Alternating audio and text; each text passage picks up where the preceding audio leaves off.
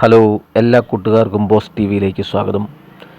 ഇന്ന് നമ്മൾ നോക്കുന്നത് സാമ്പാർ പൊടിയും സാമ്പാർ കൂട്ടോ പുളിയോ ഒന്നുമില്ലാതെ ഒരു സാമ്പാർ എങ്ങനെ ഉണ്ടാക്കാം എന്നുള്ളതാണ്. അതിനുള്ള കൂട്ടാണ് ആദ്യം ഉണ്ടാക്കിക്കൊണ്ടിരിക്കുന്നത്. നല്ല ഒരു 2 സവോള ഇതുപോലെ കഷ്ണങ്ങളാക്കി എടുത്ത് ഫ്രൈ ചെയ്ത് എടുക്കുക. വറ്റൽമുളകും കടുകൊക്കെ പൊട്ടിച്ച് വറ്റൽമുളകും കുറച്ച് കരിവേപ്പിലയും ഒക്കെ ഇട്ട് മാത്രം, കറിവേപ്പില, വറ്റൽമുളക്, സവോള, കടുക് പൊട്ടിക്കുക. എന്നിട്ട് താളിച്ചത് ഈ പരുവത്തിന് ഇങ്ങനെ ആക്കിയെടുക്കണം. ഇങ്ങനെ കഴിച്ചിട്ടുണ്ടോ? ഉപ്പ് ഇടണം കേട്ടോ ആവശ്യത്തിന്. എന്നാ ടേസ്റ്റാണെന്നറിയാം. ഇത് തന്നെ കഴിക്കാൻ നല്ല രുചിയാണ്. എന്നിട്ട് നമുക്ക് ഇതുപോലൊരു കുറച്ച് വെണ്ടയ്ക്ക നല്ലപോലെ കീറി ഇങ്ങെടുക്കുക. എന്നിട്ട് അതും കടുക് പൊട്ടിച്ച് ഇങ്ങനെ നല്ലപോലെ ഫ്രൈ ആക്കിയെടുക്കണം. വേറെ ചേരുവയൊന്നുമില്ല. വെണ്ടയ്ക്കായും ഉരുളക്കിഴങ്ങും പരിപ്പും, പിന്നെ നമ്മളെ കണ്ട ഫ്രൈ ചെയ്ത് വെച്ച സവോളയും, അത് മാത്രം. വെണ്ടയ്ക്ക അങ്ങനെ മൊരിഞ്ഞ് വരുന്നുണ്ട്. നല്ല ഫ്രൈ ആക്കി എടുക്കുക.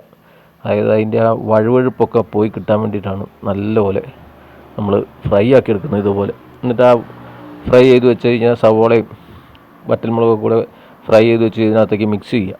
ഈ വെണ്ടയ്ക്കകത്തേക്ക് വെണ്ടയ്ക്കായും ചേർത്ത് മിക്സ് ചെയ്ത് നല്ലപോലെ ഒന്നുകൂടെ ഒന്ന് ഇതാക്കി എടുക്കുക. ഫ്രൈ ചെയ്ത് ശരിക്കും നല്ല സെറ്റപ്പ് ആക്കി എടുക്കുക.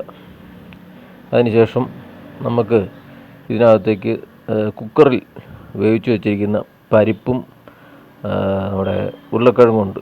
അതിനകത്തേക്ക് ഒരു ഒരല്ലി വെളുത്തുള്ളിയും കൂടെ ആ കുക്കറിലിട്ട് വേവിച്ച് വെച്ചിരിക്കണം. അപ്പോൾ ആ വെളുത്തുള്ളിയും ഇട്ട് മഞ്ഞൾപ്പൊടി ഇട്ട് റെഡിയാക്കി വെച്ച പരിപ്പും ഉരുളക്കിഴങ്ങും കൂടെ നമുക്ക് ഇതിനകത്തേക്ക് ചേർത്ത് കൊടുക്കാം. നല്ല ഫ്രൈ ആക്കി ഇതുപോലെ ആക്കി എടുക്കുക. എന്നിട്ട് നമുക്ക് വേവിച്ച് വെച്ച പരിപ്പും ഉരുളക്കിഴങ്ങും കൂടെ ഇതിനകത്തേക്ക് പതുക്കെ ഒഴിച്ചു കൊടുക്കുക. ഒഴിക്കുമ്പോൾ തന്നെ നല്ലൊരു മണമൊക്കെ വരും കേട്ടോ.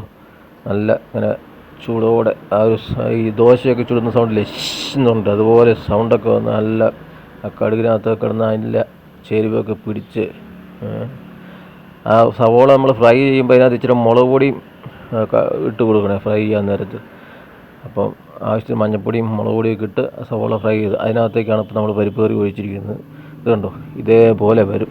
കണ്ടാൽ അസൽ സാമ്പാർ, എന്നാൽ സാമ്പാറിനേക്കാൾ ടേസ്റ്റ്. അതാണ് സാമ്പാർ പൊടി ഇല്ലാത്ത ഈ സാമ്പാർ. എത്ര പ്ലേറ്റ് ചോറ് വേണമെങ്കിലും കഴിക്കാം. ഞാനെടുത്തിരിക്കുന്നത് നല്ല പൊന്നിയരിയുടെ ചോറാണ്. അടിപൊളി. വാ, നിങ്ങളൊന്ന് ട്രൈ ചെയ്ത് നോക്ക്.